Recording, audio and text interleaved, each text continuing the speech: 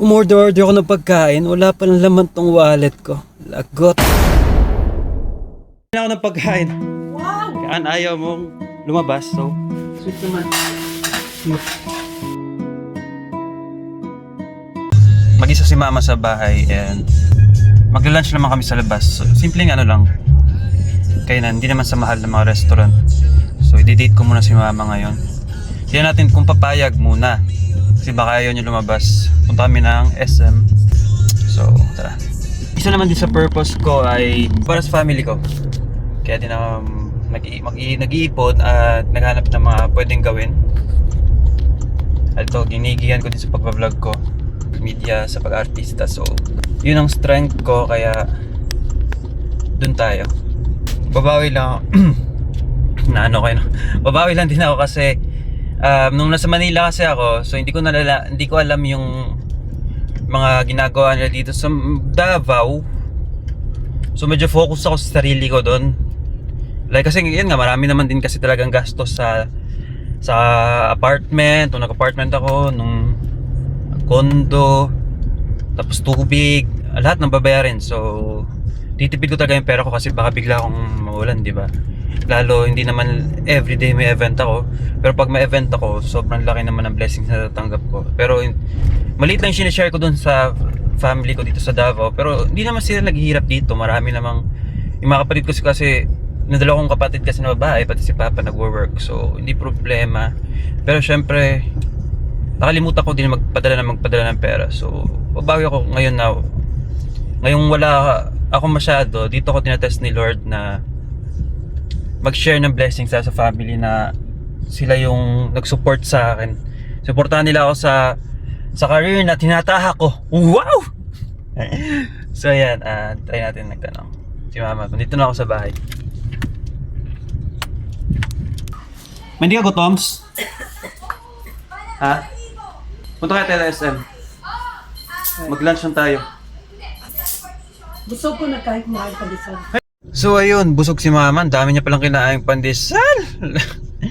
Pero bibili na lang muna ako sa KFC. Tsaka tignan natin kung ano pa mabibili natin. Kasi pag meron naman pagkain dyan, kakain naman yan siya. So, sa Manila, sanay ako neto na ako lang isa lumalabas. Pero dito parang tinatamad ako lagi. Nakakatamad. Pero dahil gutom ako at gusto kong bumili ng pagkain para sa bahay ngayon, para sa amin ni mama. Andito na tayo sa SM, we got it all for you. Pero hindi yung totoo kasi hindi ko naman siya dito nakuha. Cheche! Sino kaya yun? Pero hindi, re-reveal ko soon. Nakamas nga pa rin pala ako ngayon kasi nga feeling ko famous ako. Baka may mga kilala sa akin, may magpa-picture. Cheche! Hindi, nahiya lang din talaga ako mag-entertain ng mga taong nakakilala sa akin pag walang event or walang mall show. Ito na nga at nakapila na ako at hello daw sabi ng aking double chin. Ito nga pala yung order namin lagi, itong hot shots kasi ito yung favorite ng buong pamilya. Hot shots. Pardon, Take out. large. Yung large. Tapos gusto ko na sana sabihin dito na pwede padagdagan nyo yung gravy kasi lagi nyo naman kaming tinitipid or minsan walang gravy yung order namin sa Food Panda or Grab. Alam nyo naman KFC na lagi namin ginagawa sa sabaw yung gravy nyo. 170. Umorder ako ng pagkain, wala pa ng laman tong wallet ko. Lagot. Kunwari pa ako may tinitignan. Buti na lang may laman yung Gcash ko na matagal mag-update at matagal mag-loading.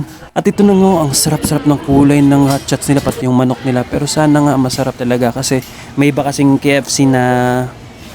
Basta, at ito na nga, nandito na ako sa Jollibee kasi isa to sa dinadala ni mama lagi sa bahay pag umuwi. So ayun, nandito naman ako ngayon sa Chowking. At yung laging in-order ni mama dito is itong kangkong with bagoong na napakaliit pero 75 pesos. Na ako mamili. At bala ko sana dumaan ng convenience store kaso kailangan ko sa para bumili ng Coke. Naalala ko meron palang Coke sa bahay so uwi na ako ngayon at para makakain na kami. Kailangan nyo ng driver, message nyo lang ako. Pag nagdadrive ako, na-appreciate ko talaga kung gaano kagaling si Lord kasi tingnan mo itong nature, napakaganda. I mean, simple lang siya na daan, pero pag tinignan mo yung mga puno, parang ang refreshing sa mata.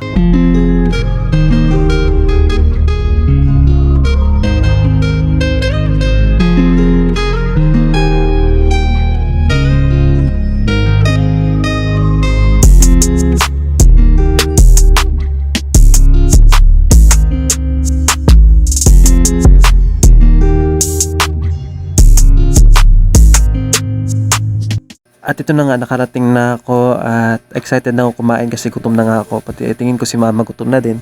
At saka excited din ako kung ano magiging reaction ni mama kasi lagi naman excited yun pag may food na dala. Namili na ako ng pagkain. Wow! Ayaw mo man, ayaw mong lumabas, so... What the... Uy! Bastos. What the food? What the food? Daming food. Wow! Atin.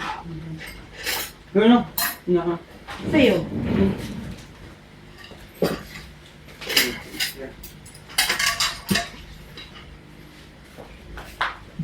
Ay, mapakikuha na ako ng rice. Wow, ha? Ha? Ayan sa'yo. Tina. Get for you. Sweet naman. Naglamig na to kay...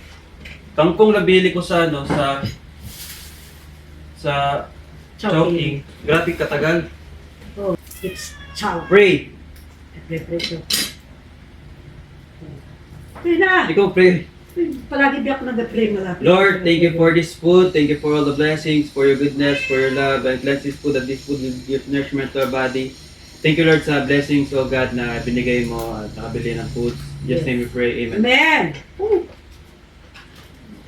Kaya ko malagi nag-ano, dala. Ako naman magdala ngayon. Diyan! Ang dami lagi dito. Sabo. Ito kong gamit. Kasi pag magbigay siya ng gravy, sobrang konti. So nagbili na ako ng malaki. Gusto ko lang sabihin sa lahat ng mga anak, always make your parents happy. Love them. Bigyan nyo din sila ng oras o yung oras na ito katulad nito na i-date nyo yung parents nyo. Lagi nyo ipakita yung love na binigay nila sa inyo.